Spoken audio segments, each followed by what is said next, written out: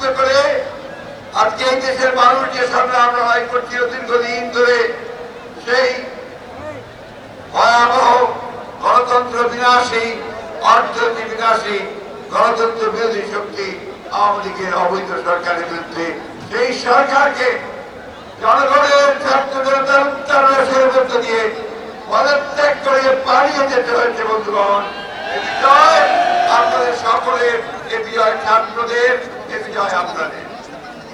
বন্ধুগণ, এখন যে সমস্যা, সেই সমস্যা বিজয় একটা অর্জিত হয়েছে। এই বিজয়কে সুসংগত করা, এটাই এখনকার কাজ। আমি বাংলাদেশ জাতীয়তাবাদী দলের সর্বস্তরের নেতা কর্মীদেরকে বারবার আমরা আহ্বান জানিয়েছি যে আপনারা সবাই শান্ত থাকবেন। চক্রান্তকারীরা নতুন করে চক্রান্ত শুরু করতে পারে, যারা এই বিজয়কে ছিনিয়ে নিতে পারে চক্রান্তের মধ্য দিয়ে, সেই সুযোগ যেন তাদেরকে আমরা না দিই। যারা আজকে বিভিন্ন এলাকায়, বিভিন্ন শহরে বন্দরে যারা ভাঙচুর করছে, লুটপাট করছে, তারা কেউ আমাদের দলের লোক নয়। তারা কেউ এই সংগ্রামের ছাত্র দলের কেউ না, ছাত্রদের কেউ না। তারা দুর্বৃত্ত, দুষ্কৃতিকারী, এরা তাদেরই লোক যারা এই দেশে গণতন্ত্রকে ধ্বংস করতে চায়। বন্ধুগণ, সজাগ থাকবেন, সাবধান থাকবেন। বারবার আমাদের বিজয়কে ছিনিয়ে নেওয়ার চেষ্টা হয়েছে, সেই বিজয় যেন কেউ ছিনিয়ে নিতে না পারে। বন্ধুগণ, আমরা ছাত্র ভাইয়ের সঙ্গে সম্পূর্ণ একমত। আমরা বাংলাদেশে একটা নতুন বাংলাদেশ নির্মাণ করতে চাই, আমরা গণতন্ত্রের বাংলাদেশ নির্মাণ করতে চাই।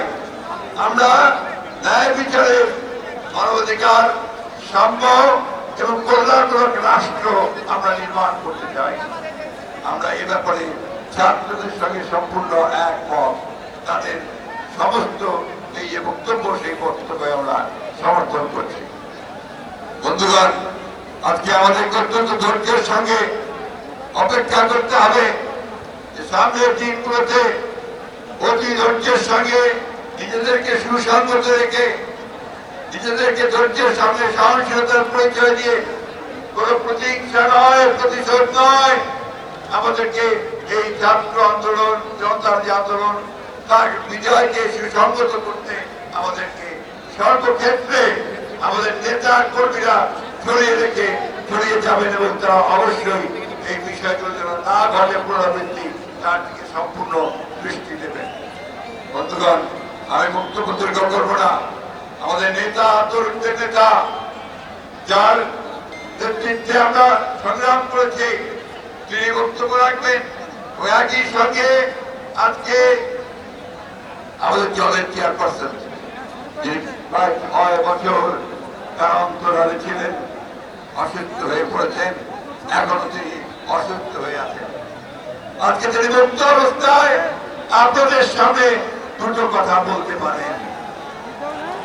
তাই আমি আপনাদের অনুরোধ করবেন যে আপনারা শান্ত হয়ে ধৈর্য ধরে অপেক্ষা করবেন।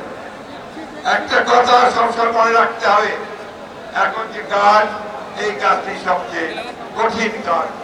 সেই কাজ হচ্ছে এই বিজয়কে সুসংহত করা, গণতন্ত্রের উত্তরণকে সঠিকভাবে এগিয়ে নিয়ে যাওয়া। আমি ধন্যবাদ জানাতে চাই দেশপ্রেমিক সেনাবাহিনীকে, যে তারা ঠিক প্রয়োজনের সময় জাতির সেই কঠিন যে প্রয়োজন, সেই প্রয়োজনের সাড়া দিয়ে তারা জনগণের পাশে এসে দাঁড়িয়েছে। আমি ধন্যবাদ জানাতে চাই আমাদের ছাত্র নেতাদেরকে, আমাদের নেতৃবৃন্দকে, তারা কাঁধে কাঁধ দিয়ে লড়াই করেছেন, সংগ্রাম করেছেন এবং আজকে একটা যৌক্তিক পরিণতি